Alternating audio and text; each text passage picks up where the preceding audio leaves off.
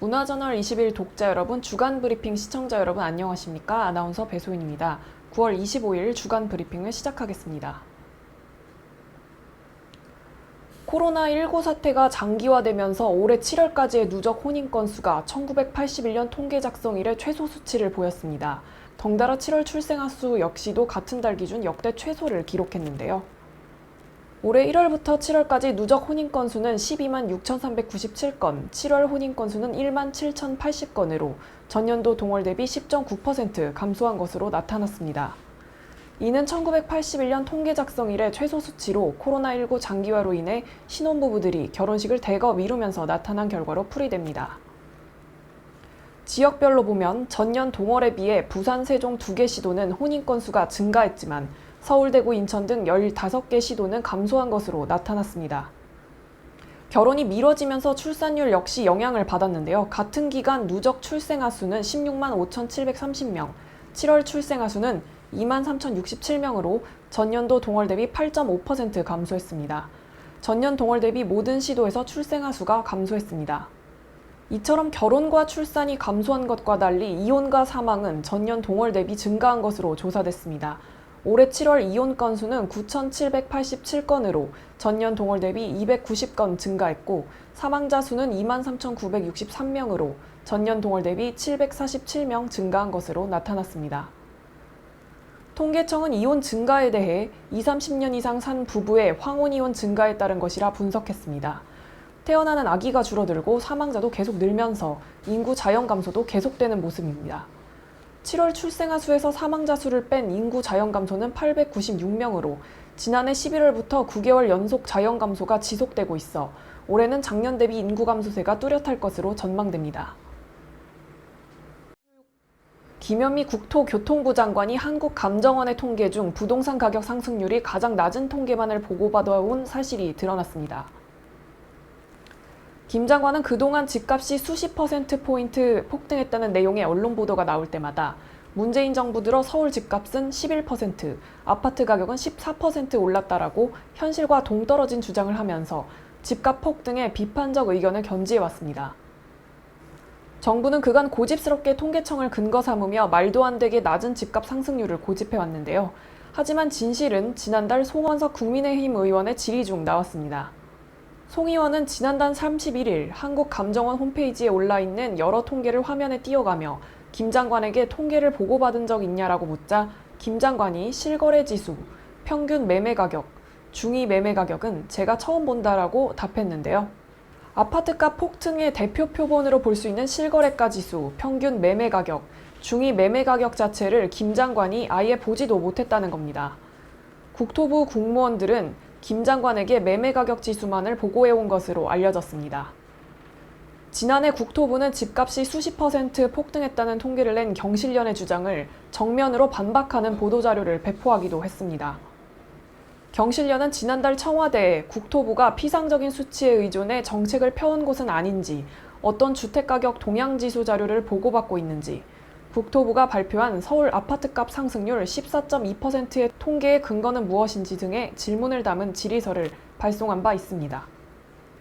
김현미 장관이 한국감정원의 통계 중 부동산 가격 상승률이 가장 낮은 통계만을 보고받아온 사실이 드러나자 경실련은 즉각 무능한 김현미 장관과 국민을 속이려 드는 국토부 관료들을 전면 교체해야 한다고 주장하면서 경실련과 언론이 수차례 정부 통계의 문제를 지적했음에도 아무런 검증조차 하지 않은 김현미 장관의 무능한 모습은 실로 개탄스러울 지경이라고 비판했습니다. 이어 이토록 무능한 김 장관에게 최장수 장관이라는 명예를 안겨준 사실은 추후 문재인 정부의 큰 오점이 될 것이라고 비판했습니다.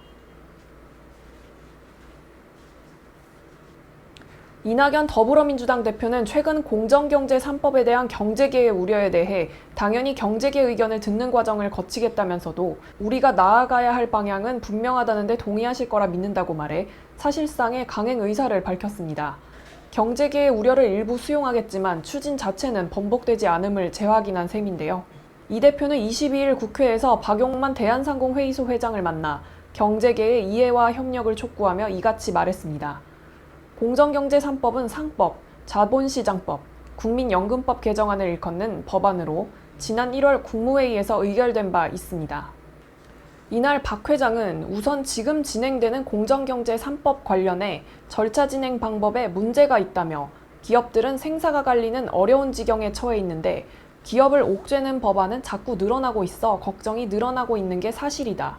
정치권에서는 추진하겠다는 말만 하고 논의 자체는 아직 이뤄지고 있지 않다고 우려를 표했습니다.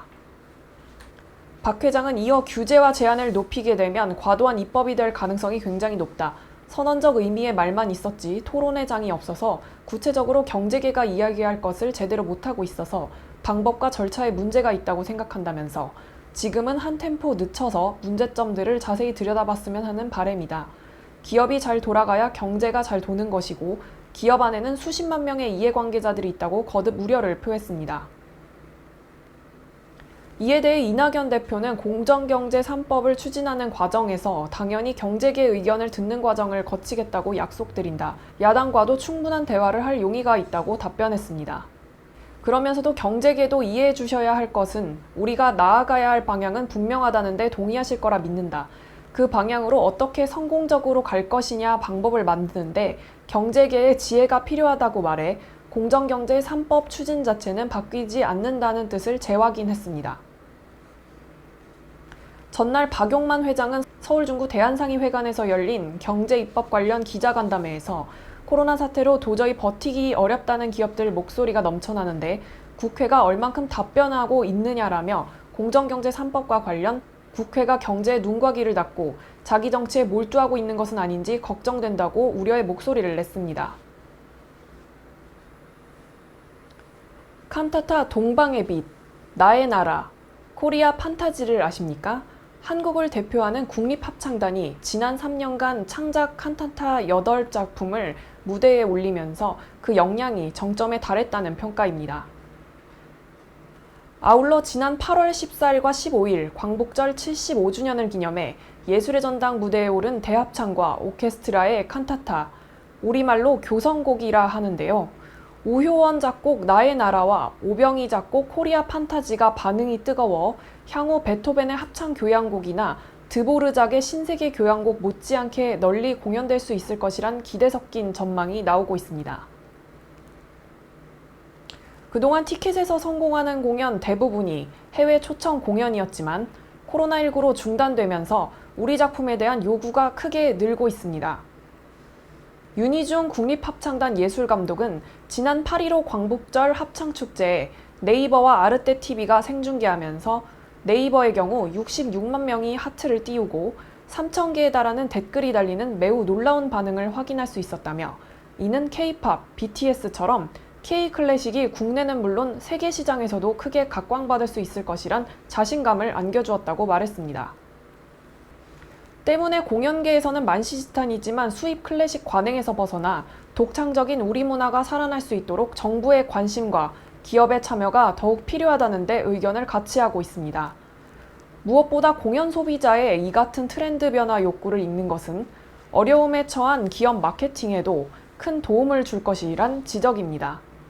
모두가 힘들고 고통스러운 상황일수록 우리를 끌어안을 수 있는 작품성은 우리 정서, 우리 역사, 스토리텔링이기 때문입니다.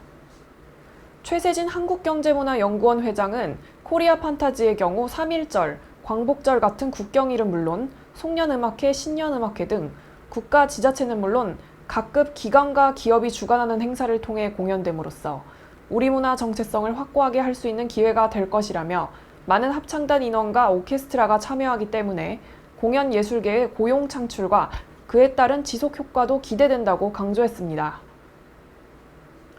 사회적 거리두기 2단계가 유지되는 가운데 지난 주말을 기점으로 3일 연속 하루 확진자 수가 2자릿수로 떨어지더니 다시 3자릿수로 늘어났습니다. 정부는 이번 추석 연휴 기간 동안 고속도로 통행료를 면제해주지 않고 징수할 방침이라고 밝혔고 올 추석 연휴 귀성 인파도 대폭 줄어들 것으로 전망됩니다. 꼭 필요한 외출을 제외하고 불효불급한 외출 자제, 마스크 착용, 손 씻기 등 모두가 힘을 모아 방역 수칙을 더욱더 잘 준수해야겠습니다. 시청자 여러분 한 주간 모두 건강히 보내시기 바랍니다. 감사합니다.